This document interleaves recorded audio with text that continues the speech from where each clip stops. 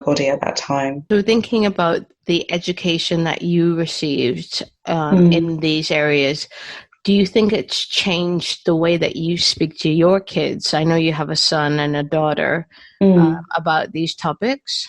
Yeah, yeah, it has definitely. So with my son, he's a lot more aware of what happens in terms of, reproduction, but also in terms of periods. And my daughter, I've just recently started telling her a lot more. But she's 7 and my son is 11. But I just want them both to be aware of what happens to a woman's body, because I feel like it will change their relationship with their own bodies, especially my daughter, change her relationship with her body. And she started to ask me questions about, does it hurt, mummy? And, what does the sanitary towel feel like against your skin? And does it hurt when the blood comes out? So she's asking me a lot of questions, and she started asking me these questions probably within the last year. So yeah.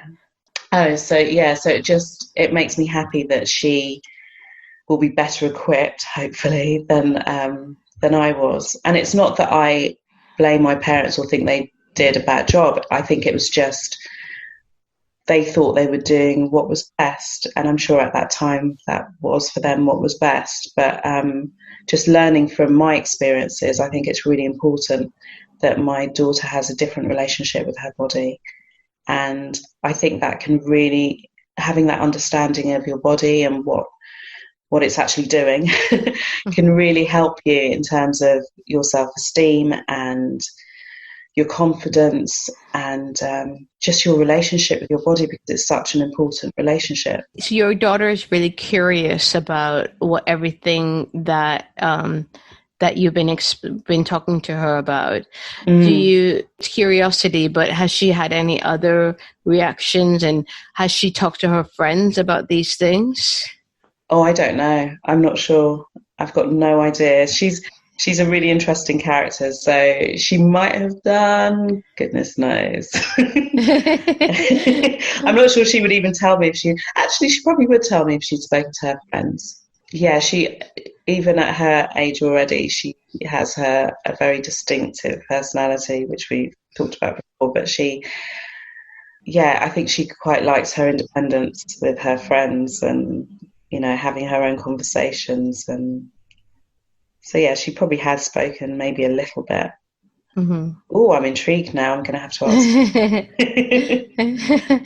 And the conversations you've had with your son, how has he reacted? He's been fine, really. His reaction to talking about periods has been, he just really listened and asked a few questions, but not very much, not on the level that my daughter did. But recently, actually, he told me he was quite annoyed that I had those conversations with her earlier. And before I could even respond, my daughter chipped in and said, but it's actually my body and it's going to happen to me. So that's why I need to know first. And I was like, oh, girl. But I just apologized and said it wasn't intentional. And, but she was not having it at all. She was like, well, it's happening to me. So, of course, I need to know sooner than you do. And so that was interesting because I hadn't really realized I'd done that. Because did you think that you didn't need to have those conversations with him? I don't know. I don't think it was necessarily that. I think because I had my daughter 4.5 years after having him, by the time I could have probably started talking to him about things, I was really busy trying to mother a second child as well. And I think it just wasn't really on my radar. I was just juggling so much. And still am, with motherhood and everything else. I just, and maybe there was a part of me that thought, actually, he's a boy, so he might not need to know just yet, or I don't know. I don't think it was particularly intentional, but maybe it's a subconscious thing that I just thought, actually, he's a boy. It's not happening to him. maybe little M was right in what she was thinking about, my response to telling her for, earlier than him. I think it's interesting, the idea of talking to boys about periods and the menstrual cycle, because it might not happen to them directly, but it will impact them. So they might have a daughter, they might have a wife, they certainly have a mother. So I kind of, and I think partly the reason why I told him was a selfish reason, because I've just remembered something where I explained to him that sometimes my moods can get quite low, and it doesn't necessarily mean that I'm annoyed with him or with anything currently going on, but it just means that it might be my period, my monthly cycle, and it changes my mood. And I explained all that kind of stuff to him, and then he started to get it a little bit. And he will occasionally say, "Oh, you're on your period, Mum." Sometimes I'm just like, "Oh no, I'm just a bit grumpy." But I've tried to help him in terms of his emotional intelligence. So I have said to him, occasionally I get moody, and it might not necessarily be to do with my period. But if he sees me like that, then if he could get me, for example, a chamomile tea, then that would be great. And he does that every now and again. And also it's a good sign for me to so that I'm aware that he feels as though my mood isn't quite right, or that I might be being a bit difficult, because let's face it, we're not perfect. And I think it's almost like an unwritten, unspoken understanding between each other. It's like a little code for Mama's not quite right now. And I really like that. And thankfully he hasn't brought me too many chamomile teas, but he will just ask me, because that means something's not right. But it just makes me feel like he at least understands me a little bit. Yeah. That's it's a lovely sign of his growing emotional intelligence. And he is a really sensitive, lovely child. He really is. He's super kind and generous, and he's now 11, so his personality's changing a bit, and I see his moods going up and down. And I have explained to him that as difficult as it is for him at this stage, it's also quite difficult for me as well, because as much as I've worked with children and teenagers and adults over the last 20 years, I also he has to understand that I haven't parented a preteen or a teenager before, and it is a different space that we're beginning to occupy. And I've said to him that as patient as I need to be with him, he also needs to be patient because we're both learning together.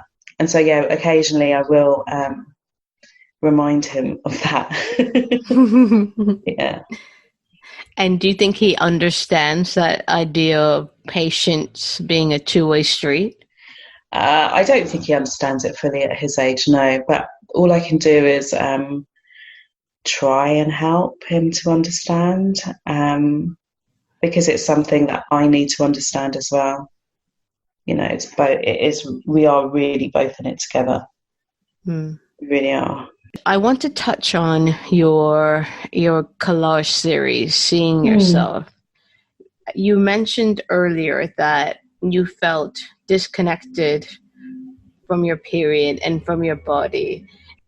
Talk a little bit about the inspiration for your collage series, and perhaps how it's changed the way that you see your body.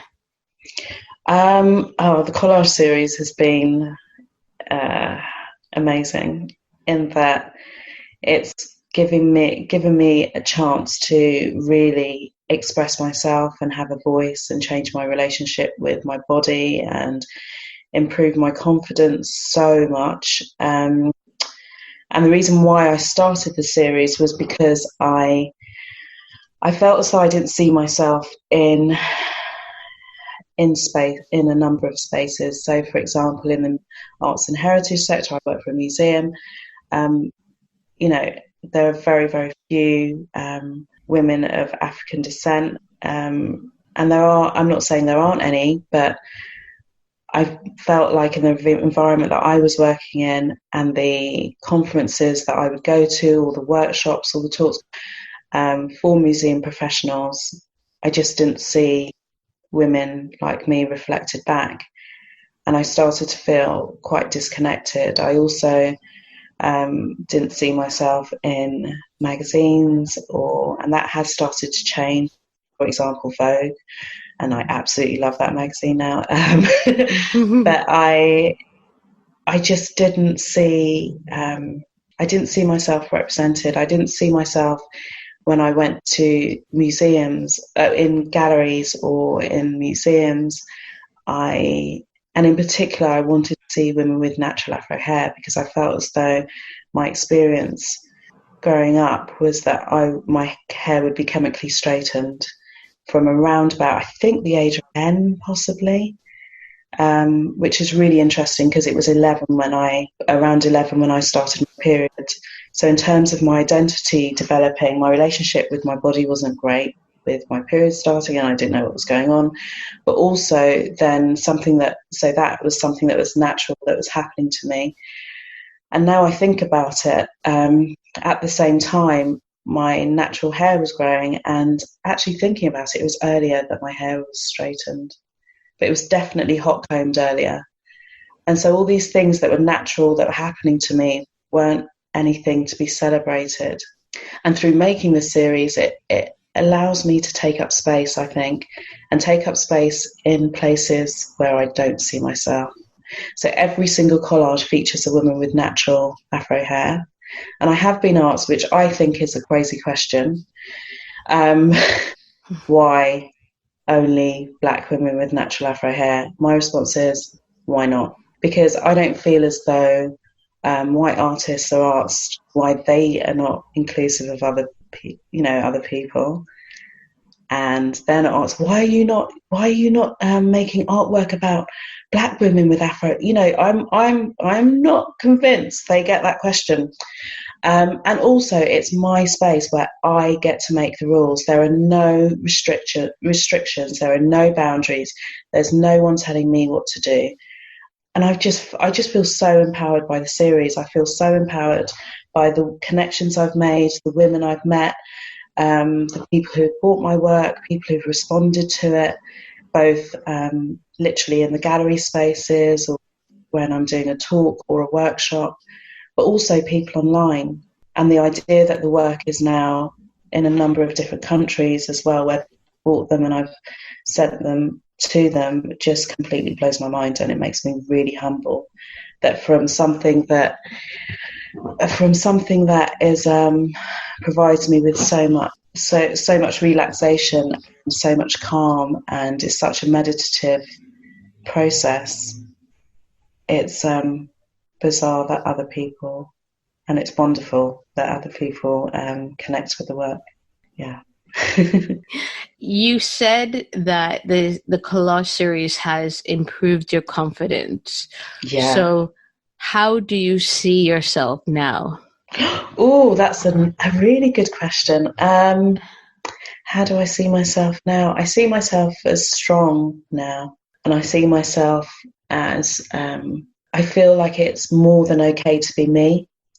And I feel that if I'm too much for some people, you know that saying, people feel like you're too much for them, they're not your people.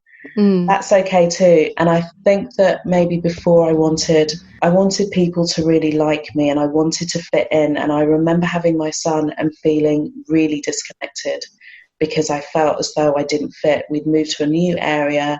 I had no friends in the area.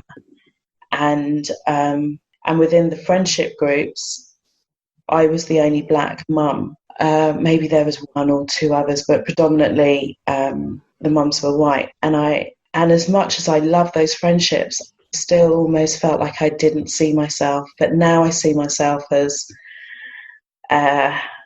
strong and driven, and and able to do what I set out to do.